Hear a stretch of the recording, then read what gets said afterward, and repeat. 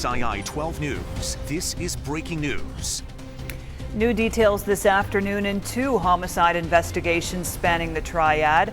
Police identify a teen killed in an overnight shooting in Greensboro, and a fourth suspect is now in custody in a death in Winston-Salem. Plus, neighbors watching closely as Forsyth County leaders consider a request that could lead to a new data center. What's happening today before a final decision is made? Another round of fire exchanged between the U.S. and Iran. I'm Alice Barr in Washington with the latest details coming up and the effects on the economy here at home with a new inflation report. And returning to Raleigh, the Canes back on home ice as they continue their quest for the Stanley Cup. How a change to the starting lineup paid off for Carolina to even up the series. We begin with a look at the forecast. It is another impact day as the heat builds across the area, and that could trigger some storms this afternoon. We have meteorologist Dave Aiken joining us now. And Dave, what's our day shaping up to look like?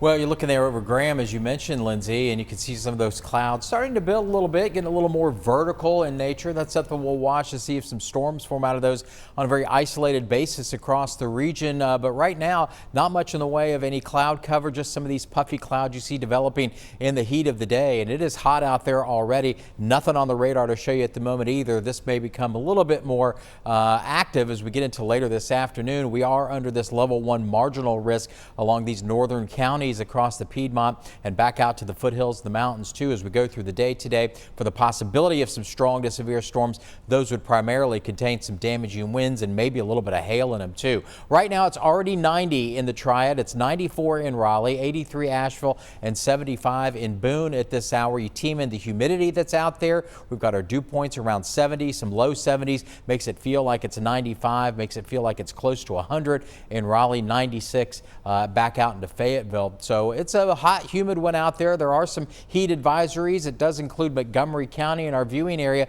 and the rest of these areas are down to the east from Chatham County down towards the Triangle for the rest of the day today. And we'll say temperatures in the low to mid 90s this afternoon, so we may hit 95 or 96 as well. And we have impact hours in there for the chance that we could see some strong to severe storms on an isolated basis later this afternoon into the evening. We'll talk more about some chances for strong to severe storms tomorrow, and we'll have your weekend forecast in just a little while. Thank you, Dave. Because of the hot temperatures, the city of Greensboro is opening an Orange Flag Cooling Center. It's at the Interactive Resource Center on East Washington Street. Single adults and families can cool down from 7 p.m. to 7 a.m. And the city activates the orange flag on days when the high temp reaches 90 degrees or higher. And overnight temps do not fall below 70 degrees. To breaking news now, Greensboro police say a 16-year-old was killed in a shooting on Lynn Haven Drive.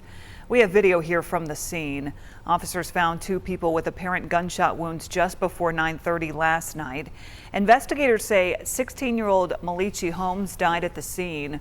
We're told the second victim was taken to the hospital for treatment. No word on their condition right now. Detectives are looking into what led up to that shooting. In Winston-Salem, a fourth suspect is now in custody in connection to a homicide last month. Police say 18-year-old Jaheim Robinson is charged with felony general murder and robbery with a dangerous weapon. Those counts stemming from the May 18th shooting of 26-year-old Drell Timmons on Highland Avenue. Three other suspects are also charged in this case. They are facing counts including murder and felony robbery with a dangerous weapon. To breaking news at the Pentagon now, hazmat crews are on the scene of what's described as a hazardous materials incident. A Pentagon spokesman says sophisticated systems detected an air quality issue, so they are precautionary measures that are in place right now while they figure out what caused the issue. A shelter-in-place order is in effect, and our Washington bureau is working to get more information on this. We'll let you know when we do get an update. In less than 2 hours, a man accused of being behind the wheel of a car that hit and killed a 5-year-old in High Point is set to face a judge. The child's grieving mother told our Bethany Cates she knows this was an accident and does forgive the suspect.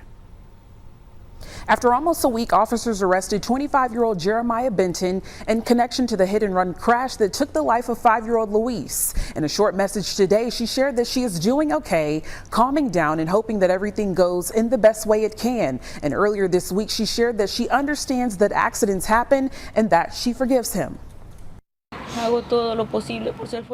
I'm doing my best to be strong because I know and understand that he is at peace. He was an angel, far too good for this world.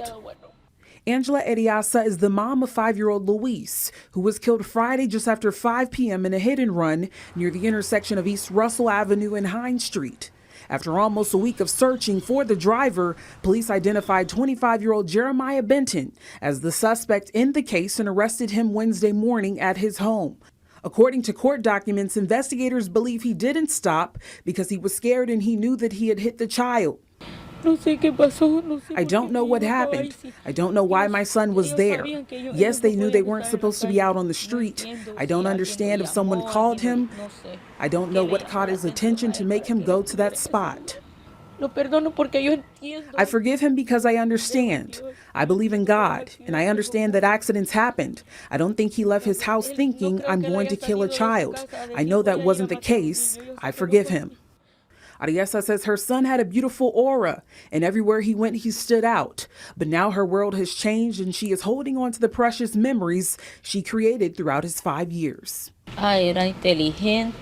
He was intelligent, friendly, loving, and very affectionate. He loved things like stuffed animals. That was our Bethany Cates reporting. Benton is being held at the Guilford County Jail in High Point under a $1 million bond.